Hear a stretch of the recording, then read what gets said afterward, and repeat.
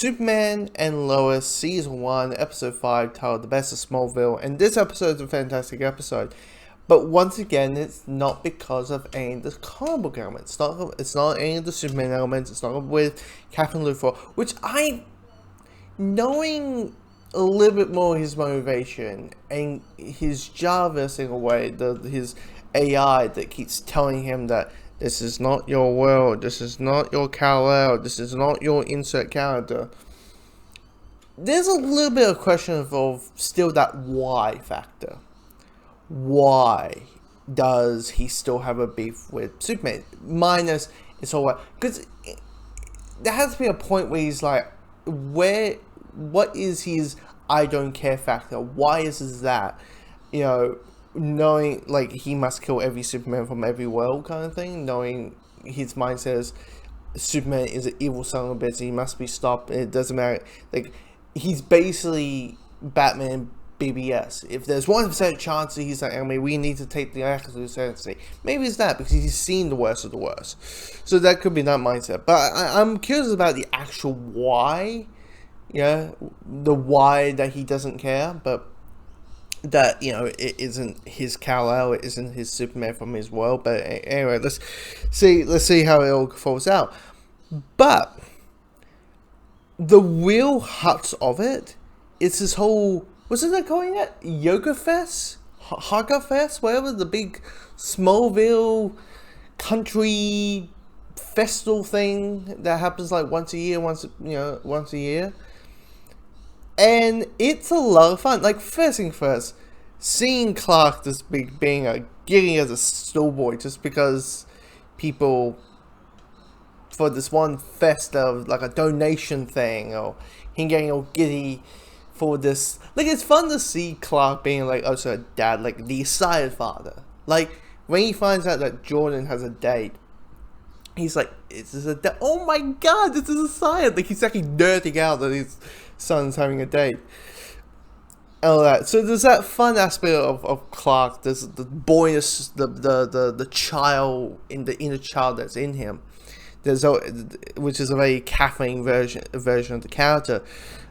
The second thing is the stuff with Jonathan, because if you think about it, from episode 2 onwards, he has kind of been facing identity crisis, because all of his identity is at Metropolis. He is basically, it's hero to zero. He's the popular kid in school in Metropolis, but he is a nobody in Smallville. That he doesn't have powers. Jonathan's the one playing football. His friends at Metropolis have abandoned him, and in this episode, he gets dumped by his girlfriend in Metropolis. And I wouldn't be shocked they'll maybe have a love interest, or at least some reason he should, Jonathan should care, should care, have a reason to stay in Smallville. I wouldn't be shocked there will be a reason. But I wouldn't be shocked maybe he gets powers, like he's a late bloomer, maybe. I don't know. But his whole thing, because you realize slowly, personally, I felt like it wasn't the whole teenage breakup thing. It was, oh, my life as a Metropolis is gone. Everything I ever cared for that was my identity outside my family is gone.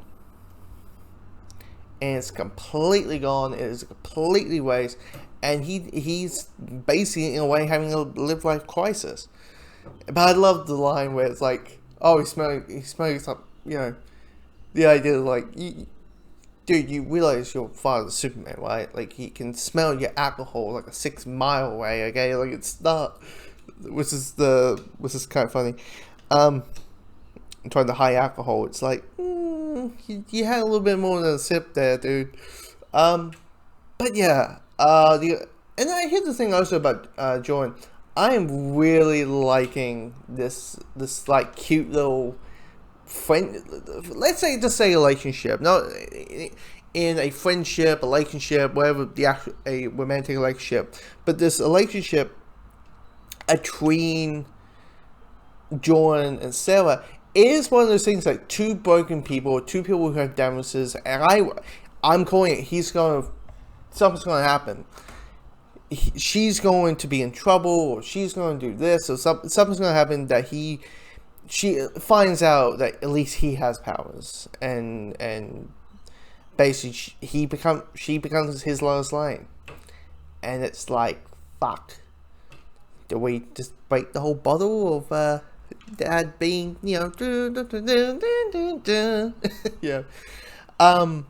But yeah, the Crypto Freak Smallville stuff. Let's see what it's all about. All we know is like, okay, evil witch guy that isn't named Lex Luthor is creating Kryptonian metahumans.